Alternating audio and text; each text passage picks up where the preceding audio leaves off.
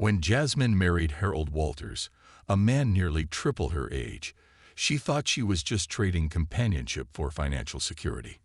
10 days later, she discovered a secret that would transform not just their unusual marriage, but the very purpose of her life.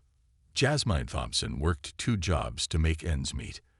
At 26, she was already the sole provider for her ailing mother, whose medical bills had drained their modest savings.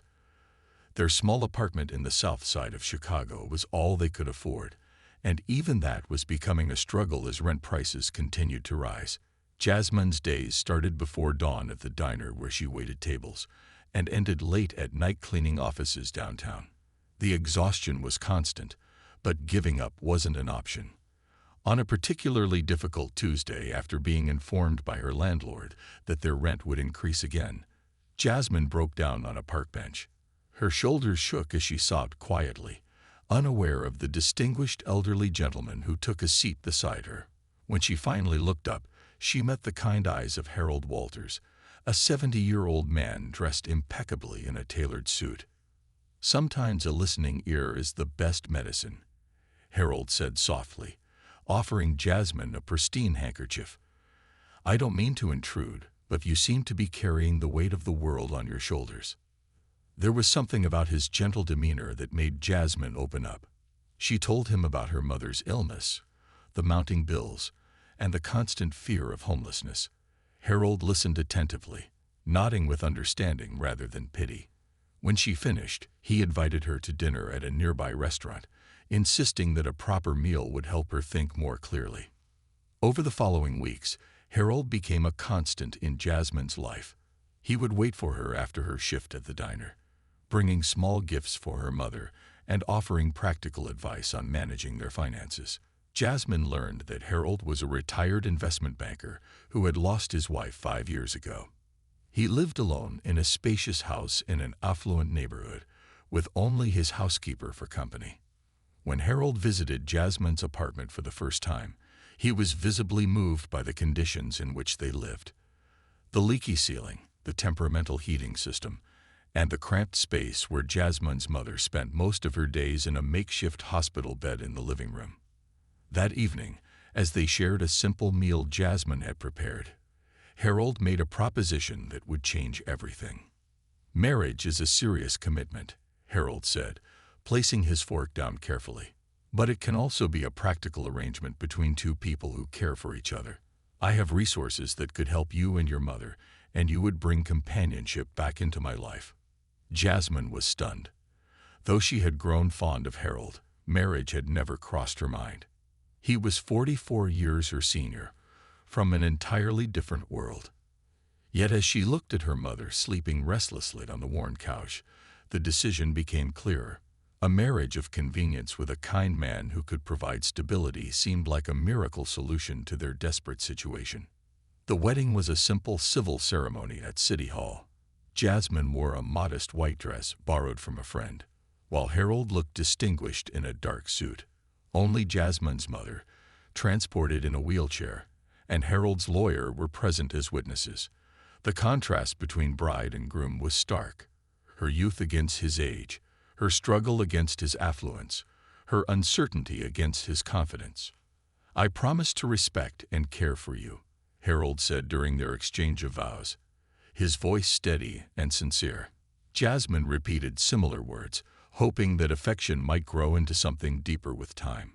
After the ceremony, Harold's driver took them to his home, now their home, in the prestigious Gold Coast neighborhood.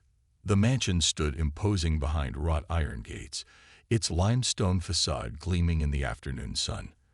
For Jasmine, it felt like stepping into another world. Her mother was settled into a specially prepared room on the ground floor, with medical equipment that rivaled that of small hospitals and a private nurse hired to attend to her needs. That night, in separate bedrooms, Jasmine stared at the ornate ceiling above her king-sized bed. She was now Mrs. Walters, with access to comforts she'd never imagined possible. Her mother was receiving proper care for the first time since her diagnosis. Yet sleep eluded her as she wondered about the choice she had made and the man she now called husband. The first week of marriage brought significant changes to Jasmine's life. Harold insisted she quit both her jobs to focus on her education, a dream she had abandoned years ago when her mother first fell ill. He arranged for her enrollment in community college courses and hired tutors to help her prepare. Every morning, they shared breakfast in the sunlit conservatory, discussing current events and books that Harold recommended from his extensive library.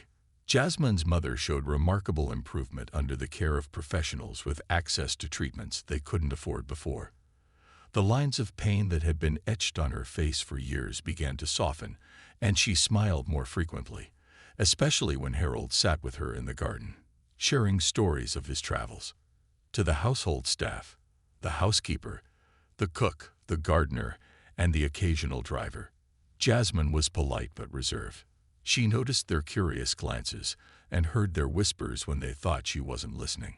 "Gold digger," one had muttered under her breath. The word stung, but Jasmine reminded herself of the agreement she had with Harold: companionship in exchange for security. It was an arrangement that benefited them both. On the 10th day of their marriage, Harold announced he would be attending a board meeting for one of the charities he supported. "I shouldn't be gone more than a few hours," he assured Jasmine, kissing her cheek before departing. "Perhaps you could use this time to become more familiar with the house." With Harold gone and her mother resting under the watchful eye of the nurse, Jasmine decided to explore the parts of the mansion she hadn't yet seen. The third floor, which Harold had mentioned housed his private study and several unused rooms, seemed like a good place to start. As she climbed the grand staircase, a mix of curiosity and unease settled in her stomach. The study door was unlocked, opening to reveal a spacious room lined with bookshelves and dominated by an antique desk. Family photographs decorated one wall: Harold as a young man, his late wife, children from what must have been a previous marriage. Jasmine had assumed he had no children, as he never mentioned any, and none had attended their wedding. Her attention was drawn to a large leather-bound book on the desk. Opening it revealed a family tree, meticulously documented with dates and photographs. Harold's name was prominently featured, connected to his late wife, Margaret. Below them were 3 children: Thomas, Elizabeth, and Jonathan, all in their 40s now. And below them, grandchildren, at least 7 from what Jasmine could count. A family. Harold had an entire family he'd never mentioned. With trembling hands, Jasmine opened the desk drawers, finding more photographs and letters addressed to Harold from his children. Recent letters, dated just weeks before their wedding. In one, a daughter expressed concern about rumors of her father's new friend and reminded him about the family trust. Another, from a son, was more direct. "Remember what happened with that caretaker who tried to take advantage of you. We won't stand by and let anyone threaten our inheritance." The realization washed over Jasmine like cold water. She wasn't the first young woman in Harold's life since his wife's passing, and his children viewed her as a threat. But why hadn't he told her about them? Why the secrecy? Her thoughts were interrupted by the sound of a door closing downstairs. Harold had returned earlier than expected. Dinner that evening was a tense affair. Jasmine pushed food around her plate, unable to meet Harold's concerned gaze. The questions burned inside her, but she waited until they were alone in the drawing room. The staff dismissed for the night. "You have children," she finally said, her voice barely above a whisper. "3 of them. And grandchildren." Harold's expression shifted from surprise to resignation. He placed his brandy glass on the side table and sighed deeply. "Yes, I do. Why didn't you tell me? Why keep them a secret?" Jasmine's voice rose with each question. "I've been honest with you about everything. I thought we had an understanding." Harold moved to sit beside her on the sofa, his movements slower than usual, the weight of his years suddenly more apparent. "My relationship with my children is complicated. After their mother died, they became obsessed with their inheritance. Every relationship I attempted was met with hostility and accusations. So you hid me from them." Jasmine's hurt was palpable. "I hid them from you," Harold corrected gently. I wanted you to settle in, to feel secure in your place here before introducing that complexity. They can be quite ruthless in protecting what they see as their birthright. Jasmine stood up, needing distance. What else haven't you told me? What other secrets are you keeping? Harold's gaze dropped to his hands, aged and spotted with time. There is one other matter we should discuss. My health. The word hung in the air between them. Cancer. Advanced, aggressive, with a prognosis measured in months rather than years.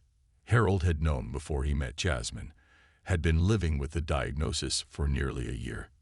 The treatments stopped working, he explained, his voice steady despite the grave subject. I made the decision to focus on quality of life rather than quantity. My doctors estimate I have 6 months, perhaps a year if I'm fortunate. Jasmine sank back onto the sofa, tears flowing freely now. Not tears of betrayal or anger, but of genuine grief. Somewhere along the way, despite the unusual circumstances of their marriage, she had come to care deeply for Harold. Why me? She whispered. Why marry me knowing you would leave me a widow so soon? Harold reached for her hand, his touch gentle. I've lived a full life, Jasmine. I've known love, raised children, built a fortune. But in my final days, I found myself surrounded by people who saw me only as a means to an end. My wealth, my connections, my legacy. Then I met you. You were struggling, yes, but there was a dignity in your struggle, a resilience that moved me. He paused, gathering his thoughts. I proposed marriage because it offers legal protections that a simple arrangement wouldn't. My children would challenge any informal provision I might make for you and your mother. As my wife, your position is secure. But they'll hate me, Jasmine said, suddenly understanding the letters she had found. They'll think I manipulated you, took advantage of your illness. Harold nodded solemnly. They might, at first.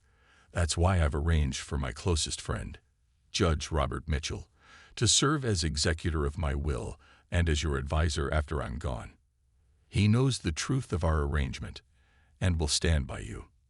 Decisions marks a crucial turning point in the narrative, serving as the character-defining moment where Jasmine must reconcile her new understanding of Harold's terminal illness with her own values, desires, and commitments.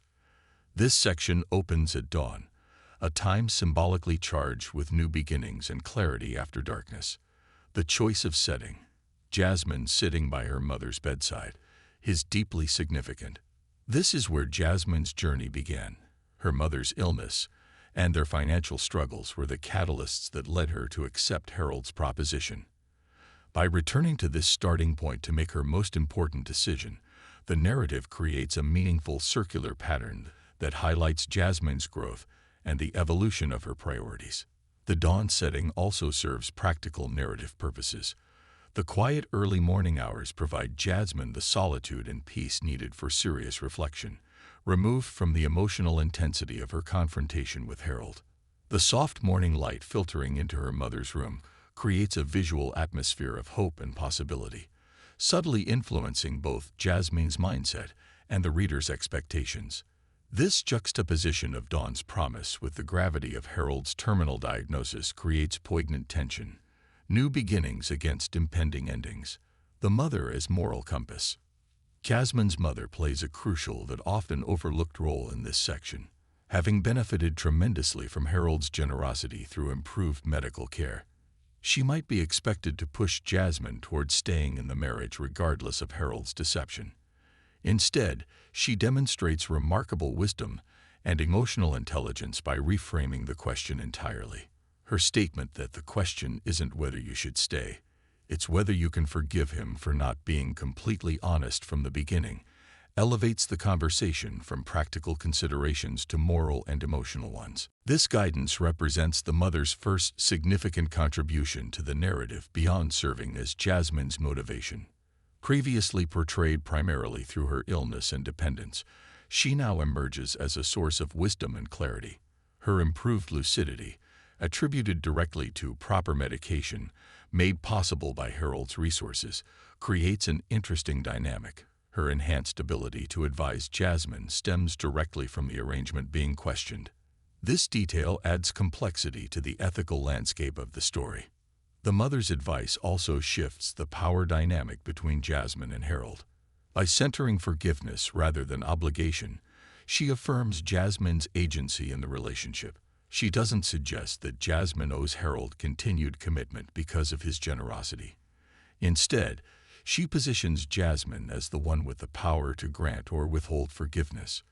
This subtle reframing empowers Jasmine to make her decision from a position of strength rather than indebtedness. The process of Jasmine's decision-making reveals the complexity of her character and the maturation of her moral reasoning. Her reflection begins with an accounting of Harold's kindness, not just toward her, but toward her mother. This demonstrates her capacity to look beyond self-interest to consider how her decision will affect others. It also shows her ability to recognize genuine care even when it comes packaged with deception. This nuanced evaluation contrasts with the binary thinking that might characterize a less developed character. Jasmine's conclusion that, "I think I understand why he did it," marks an important evolution in her perspective. Earlier in their relationship, she had accepted Harold's proposition with clear-eyed pragmatism but limited emotional involvement. Now she's engaging in empathetic understanding, attempting to see Harold's choices from his perspective rather than only through the lens of how they affect her. This development of empathy represents significant character growth and suggests that her feelings for Harold have deepened beyond the transactional. What makes Jasmine's moral reasoning particularly compelling is that she doesn't excuse Harold's deception simply because it was well-intentioned. She acknowledges that his desire to protect her came in his own way, a phrase that carries a gentle critique. This balanced judgment, neither condemning nor absolving completely, demonstrates emotional intelligence and moral sophistication. Jasmine maintains her standards of honesty while making room for understanding and forgiveness, a difficult balance that many fail to achieve. The scene transitioned from her mother's bedside to finding Harold awake. Sitting by the window that overlooked the garden carries significant visual and emotional weight. Harold's position by the window places him in liminal space, inside the house but gazing outward, symbolizing his position between life and death. The detail that he looked smaller somehow, more vulnerable in the morning light, transforms our perception of him from the powerful, confident figure of earlier scenes to someone diminished by illness and the weight of his secrets. This visual cue helps readers understand Jasmine's shift from seeing him primarily as a benefactor to recognizing his humanity and vulnerability. Jasmine's declaration, "I'm not leaving," delivered without preamble, reveals her characteristic directness and decisiveness. Once her mind is made up, she doesn't hedge or equivocate. This moment echoes her earlier decision to accept Harold's marriage proposal, but with a crucial difference. Then, she was acting from desperation and pragmatism. Now, she acts from a place of choice and emotional commitment. The parallelism between these two decisions highlights Jasmine's consistent strength of character while showcasing her growth. The exchange about their marriage vows transforms what began as a practical arrangement into something with deeper meaning. Jasmine's invocation of traditional wedding language, "in sickness and in health," reclaims these words from ritual into lived commitment.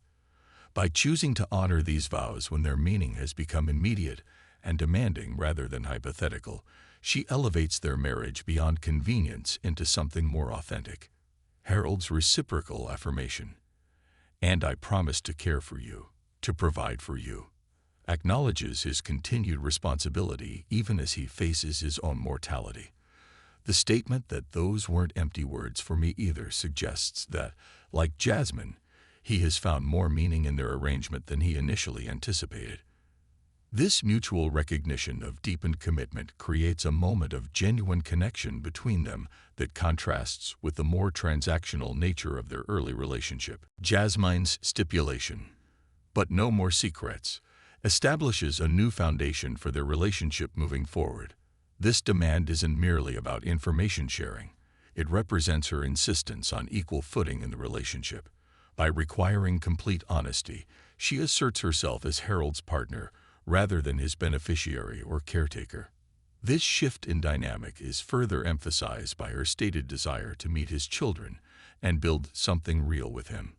The phrase "something real" carries particular weight in this context. It acknowledges that their relationship began as something artificial, a mutually beneficial arrangement rather than an authentic connection. The desire to transform this into something genuine despite the limited time frame reveals Jasmine's emotional investment and her refusal to settle for mere convenience when depth is possible. This refusal to take the easier path of continued pretense demonstrates her integrity and courage. Harold's response to Jasmine's conditions reveals new dimensions of his character. His warning that dealing with his children won't be easy, and acknowledgement that they've grown suspicious over the years, offers a glimpse into his complicated family history. This admission of familial dysfunction contrasts with the controlled, confident image he has projected throughout most of the narrative. By sharing this vulnerability, he reciprocates Jasmine's honesty, moving them toward the authentic relationship she desires.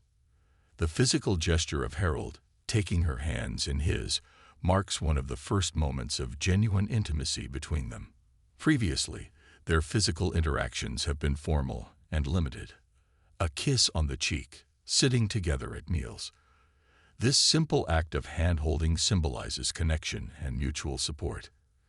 Coming after their honest exchange, it represents the beginning of the genuine bond they've agreed to build. Jasmine's response to Harold's warning, "Few things worth doing are easy," reveals her resilience and determination. This philosophy, clearly shaped by her life of struggle and sacrifice for her mother, demonstrates how her difficult past has built character strengths that serve her well in this new challenge. The narrative note that she surprises herself with her conviction suggests that she is discovering new aspects of her own character through this relationship, growing into a stronger, more self-aware person than she was before meeting Harold. This statement also foreshadows the difficulties to come in dealing with Harold's children and eventually navigating life after his death. By acknowledging the challenges ahead, but committing to face them anyway, Jasmine displays courage and determination that elevate her from potential victim of circumstance to active shaper of her own destiny. Her willingness to engage with complexity rather than seek the simplest solution reveals maturity and moral courage. This section develops several key themes that run throughout the narrative. The theme of authenticity versus pretense receives particular attention, as both characters move from a relationship based on mutual benefit to one grounded in genuine care. The acknowledgement that something real can grow from artificial beginnings offers a hopeful message about human connection, that authentic bonds can form even in unlikely circumstances. The theme of choice and agency is also prominent. Jasmine's decision to stay with Harold, despite his deception, emphasizes that she is not a passive recipient of his generosity, but an active participant making conscious choices. This agency contrasts with her earlier position of having few options due to financial desperation. Harold's illness has ironically leveled the power dynamic between them, creating space for a more equal partnership. Forgiveness emerges as another significant theme in this section. Jasmine's ability to understand Harold's motivations without excusing his deception demonstrates a nuanced approach to forgiveness that acknowledges harm while creating space for redemption. This balanced perspective offers a more mature vision of forgiveness than either blanket absolution or unyielding judgment. Within the larger structure of the story, this section serves several crucial narrative functions. It resolves the immediate tension created by Harold's revelation, while establishing new tensions that will drive the plot forward, particularly the anticipated conflict with Harold's children. By having Jasmine commit to the relationship despite knowing its abbreviated timeline, the narrative shifts from a story about deception and discovery to one about making meaningful connections in limited time. This section also marks the completion of the first major character arc for Jasmine, from reluctant participant in a marriage of convenience to committed partner in an emotionally authentic relationship. This resolution creates satisfaction for readers while setting up her next challenge. proving the legitimacy of her feelings to Harold's suspicious children. The decision to stay despite Harold's terminal illness also raises the emotional stakes of the story. Readers now know that this relationship will end in loss, creating poignancy in the character's determination to build something meaningful despite this inevitable outcome. This bittersweet quality adds emotional depth to what might otherwise be a more conventional tale of deception and forgiveness. The writing style in this section employs several techniques that enhance its emotional impact. The contrast between Jasmine's direct, unembellished declarations and the more nuanced description of her internal process creates a character who is both straightforward in action and complex in motivation. This complexity makes her decision more compelling than if it were presented as a simple choice. The use of meaningful physical details, dawn light, Harold appearing smaller by the window, the joining of hands, creates visual anchors for the emotional developments. These concrete images help readers experience the emotional transitions rather than merely being told about them. The economical use of dialogue, with brief but weighted exchanges, creates space for readers to feel the emotional undercurrents between spoken words. The meeting with Harold's children was every bit as difficult as anticipated. They arrived at the mansion the following weekend. Thomas, the eldest, a corporate lawyer with his father's stern bearing. Elizabeth, the middle child, a surgeon with sharp eyes that missed nothing. And Jonathan, the youngest, who managed the family's charitable foundation. In the formal dining room, with Jasmine seated at Harold's right hand, he revealed both his marriage and his declining health. The reactions came swift and predictable. Accusations of manipulation directed at Jasmine, demands that she sign a post-nuptial agreement relinquishing claims to the family business, and disbelief about their father's medical prognosis. Harold weathered their anger with dignity, producing medical records and introducing them to his oncologist via a prearranged video call. The doctor confirmed everything Harold had said, adding that the stress of family conflict was detrimental to his remaining quality of life. When the children turned their scrutiny to Jasmine, questioning her motives and background, she met their gaze without flinching. "I understand your concerns," she said calmly. "You love your father and want to protect him. So do I, though I've known him for a much shorter time. I'm not asking for your approval or even your acceptance. All I ask is that you don't make his final months more difficult than they need to be." Her words, delivered without anger or defensiveness, created the first crack in their united front. Elizabeth, after a long moment of consideration, asked about her mother's condition, showing the first genuine interest in Jasmine's life. The months that followed brought unexpected developments. Harold's health declined more rapidly than predicted, but he faced each setback with the same quiet courage that had drawn Jasmine to him initially. She stayed by his side through doctor's appointments, pain-filled nights, and increasingly frequent hospital stays. To everyone's surprise, Elizabeth became a regular visitor, initially checking on her father's care, but gradually forming a tentative friendship with Jasmine. She reviewed her mother's medical records and suggested treatment adjustments that led to significant improvements.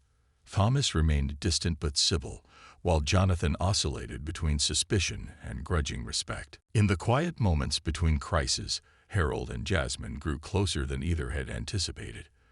Their conversations deepened, moving beyond practical matters to hopes, regrets, and philosophies. Harold shared stories of his youth, his business triumphs and failures, his imperfect attempts at fatherhood. Jasmine spoke of her dreams for education, her fears of inadequacy, her determination to create something meaningful from the opportunity she had been given. 4 months after their wedding, during a rare good day when Harold felt strong enough to sit in the garden, he handed Jasmine a slim leather portfolio. "My gift to you," he said, his voice weakened but his eyes clear. "Not money or property. You'll have enough of that. But purpose." Inside was documentation for a foundation in her name, with initial funding and a mission statement they had discussed during late-night conversations. Supporting single parents caring for chronically ill family members, providing educational opportunities, housing assistance, and medical advocacy. "This is how you'll answer them," Harold said, referring to those who would question her motives after he was gone. "Not with words or defense, but with action. Show them who you really are." 2 weeks later, with Jasmine holding his hand and all 3 of his children in the room, Harold Walters passed away peacefully at home. At the funeral, Jasmine sat with his family in the front row, her mother beside her in her wheelchair, a united front that few could have predicted. 1 year after Harold's death, the Jasmine Williams Walters Foundation opened its first residential facility, providing affordable housing and on-site medical support for families navigating serious illness. Elizabeth Walters joined the Medical Advisory Board, contributing her expertise and connections. Thomas, after months of legal maneuvering, finally accepted that his father had been of sound mind when making his provisions for Jasmine, and grudgingly offered his firm's services pro bono to foundation clients. Jonathan, perhaps the most transformed, worked alongside Jasmine to integrate the foundation's work with the family's existing charitable endeavors. Jasmine, now enrolled full-time at the university studying social work, lived in a modest apartment near campus rather than the mansion Harold had left her. She had chosen to convert the property into the foundation's headquarters and a community resource center for the underserved population of the South Side. On difficult days, when the weight of responsibility felt overwhelming, or when whispers about her gold digging still reached her ears, Jasmine would visit Harold's grave. She would tell him about her mother's continued improvement, about the families the foundation had helped, about her growing relationship with his children. "The secret wasn't your family or even your illness," she would say, tracing his name on the headstone. "The real secret was that you saw something in me that I couldn't see in myself.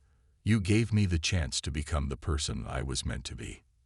In the end, what had begun as a marriage of convenience between a poor black girl and a wealthy older man had transformed into something neither could have predicted: a legacy of healing, connection, and purpose that transcended the boundaries of age, race, and circumstance.